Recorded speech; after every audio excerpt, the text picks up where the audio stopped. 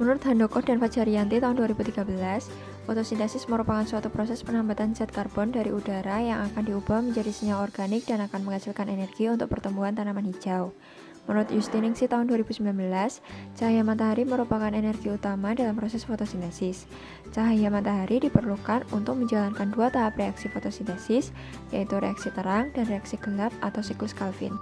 Ini adalah tabel pertama hasil percobaan fotosintesis pada Hydrilla verticillata. Berdasarkan tabel pertama ini dapat diketahui bahwa pada perlakuan tempat yang terang, banyaknya gelembung yang dihasilkan pada suhu 1 derajat yaitu 1,2 ml dan suhu 2 derajat yaitu 2 ml. Untuk gelembung yang dihasilkan pada tempat teduh pada 1 derajat yaitu 0,5 ml dan 2 derajat yaitu 1 ml. Gelembung yang dihasilkan pada tempat yang gelap pada 1 derajat yaitu 0,1 ml dan 2 derajat yaitu 0,2 ml. Berdasarkan hasil yang telah diperoleh, dapat diketahui bahwa gelembung yang dihasilkan pada perlakuan tempat terang, baik pada suhu 1 derajat Celcius maupun 2 derajat Celcius, lebih banyak dibanding pada perlakuan tempat teduh dan tempat gelap, karena dipengaruhi oleh faktor intensitas cahaya, di mana intensitas cahaya yang tinggi akan meningkatkan laju fotosintesis sehingga gelembung yang dihasilkan banyak. Hal ini sesuai dengan teori Lopitasari dan kawan-kawan tahun 2020 yang menyatakan bahwa semakin tinggi intensitas cahaya, maka akan semakin banyak ATP yang dihasilkan, sehingga proses fotosintesisnya akan berjalan lebih cepat dan gelembung yang dihasilkan semakin banyak.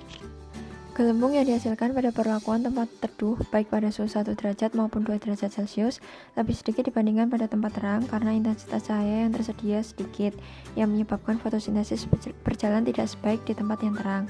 Hal ini sesuai dengan teori Lopitasari dan kawan-kawan tahun 2020 yang menyatakan bahwa cahaya matahari yang redup akan menyebabkan fotosintesis pada tempat teduh tidak berjalan dengan sempurna, sehingga gelembung yang dihasilkan lebih sedikit. Gelembung yang dihasilkan pada perlakuan tempat gelap, baik pada suhu 1 derajat maupun 2 derajat, lebih sedikit dibanding di tempat yang terang dan teduh, karena intensitas cahaya yang rendah sehingga laju fotosintesisnya juga rendah.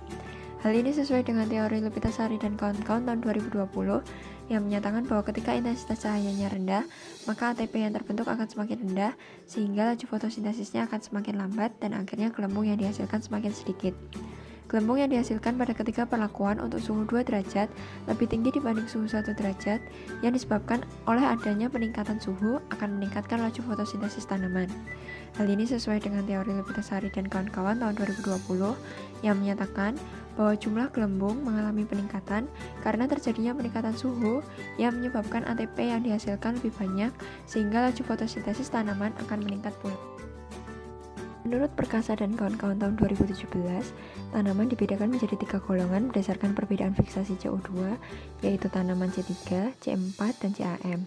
Tanaman C3 lebih adaptif pada kondisi kandungan CO2 atmosfer yang tinggi, sedangkan tanaman C4 dan CAM lebih adaptif pada daerah yang lebih kering dan panas. Tanaman C3 dan C4 dibedakan berdasarkan cara mengikat CO2 dari atmosfer dan produk awal yang dihasilkan. Berdasarkan hasil yang telah diperoleh, dapat diketahui bahwa tanaman kaktus memiliki nama ilmiah Opuntia sp termasuk dalam tanaman golongan CAM. Kaktus termasuk tanaman golongan CAM karena banyaknya air yang dikandung. Hal ini sesuai dengan teori Campbell dan kawan-kawan tahun 2002 yang menyatakan bahwa tanaman kaktus tergolong dalam tanaman CAM. Hal ini juga sesuai dengan teori Wibawani dan Laili tahun 2015 yang menyatakan bahwa tanaman CAM mengandung banyak air. Tanaman jagung yang memiliki nama ilmiah siamas dan tebu yang memiliki nama ilmiah Saccharum officinarum termasuk dalam golongan tanaman C4 karena memiliki seludang pembuluh. Hal ini sesuai dengan teori Widodo tahun 2017 yang menyatakan bahwa contoh tanaman C4 yaitu tebu dan jagung. Hal ini juga sesuai dengan teori Wibawani dan Laili tahun 2015 yang menyatakan bahwa tanaman digolongkan ke dalam tanaman C4 jika memiliki seludang pembuluh. Tanaman kedelai yang memiliki nama ilmiah Glycine max termasuk tanaman golongan C3 karena tidak memiliki seludang pembuluh. Hal ini sesuai dengan teori Ramadhani tahun 2013 yang menyatakan bahwa kedelai dengan nama ilmiah Glycine max adalah contoh tanaman golongan C3.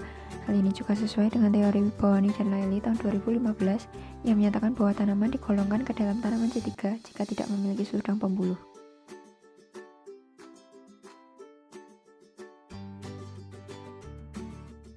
Menurut Hasidah dan kawan-kawan tahun 2017, variasi corak dan warna pada daun dapat diketahui dengan melakukan analisis kandungan pigmennya.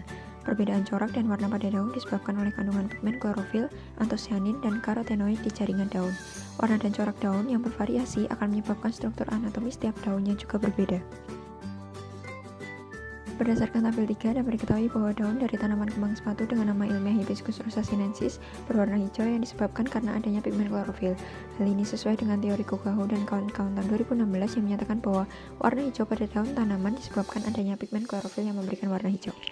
Warna merah pada daun tanaman Acalypha dengan nama ilmiah Acalypha wilkesiana disebabkan oleh pigmen antosianin, sedangkan warna kuning pada daun brokoli kuning dengan nama ilmiah Eudia ridleyi disebabkan oleh adanya pigmen karotenoid. Hal ini sesuai dengan teori Mulyani tahun 2019 yang menyatakan bahwa warna merah pada daun disebabkan oleh adanya pigmen antosianin yang bertanggung jawab memberikan warna merah, sedangkan pigmen karotenoid akan bertanggung jawab memberikan warna kuning. Alat dan bahan yang digunakan yaitu kantong plastik, tempe jadi, dan tempe tidak jadi atau tempe mentah. Cara kerjanya yaitu tempe jadi dan tempe tidak jadi disiapkan, kemudian masing-masingnya dimasukkan ke dalam kantong plastik yang berbeda. Tempe jadi dan tempe tidak jadi diamati perubahan suhunya setiap sore hari selama 2 hari, kemudian suhunya dicatat. Menurut Hati-Hati dan kawan-kawan tahun 2012, tempe merupakan produk fermentasi kedelai yang melibatkan aktivitas kapang Rhizopus sp. Menurut Ari dan kawan-kawan tahun 2020, kapang yang tumbuh pada tempe akan membentuk hifa dan membentuk miselium berwarna putih. Fermentasi tempe menyebabkan terjadinya perubahan pada protein, karbohidrat, dan lipida, sehingga komponen kedelai akan lebih mudah untuk dicerna. Berdasarkan hasil yang telah diperoleh, dapat diketahui bahwa pada hari kedua, muncul warna putih menyelimuti biji kedelai yang merupakan miselium kapang pada tempe mentah, sedangkan warna putih pada tempe jadi sudah ada sejak awal sebelum pengamatan. Hal ini sesuai dengan teori Barus dan kawan-kawan tahun 2019 yang menyatakan bahwa warna putih yang terdapat pada tempe merupakan miselium kapang. Tempe tidak jadi atau tempe mentah pada hari pertama tidak panas dan hari kedua menjadi hangat karena adanya proses respirasi oleh kapang. Sedangkan pada tempe jadi, suhu yang teramati adalah tidak panas yang berarti tidak ada proses respirasi oleh kapang. Hal ini sesuai dengan teori Ari dan kawan-kawan tahun 2020 yang menyatakan bahwa pada fermentasi tempe akan terjadi peningkatan suhu pada substrat kedelai oleh jamur Rhizopus sp.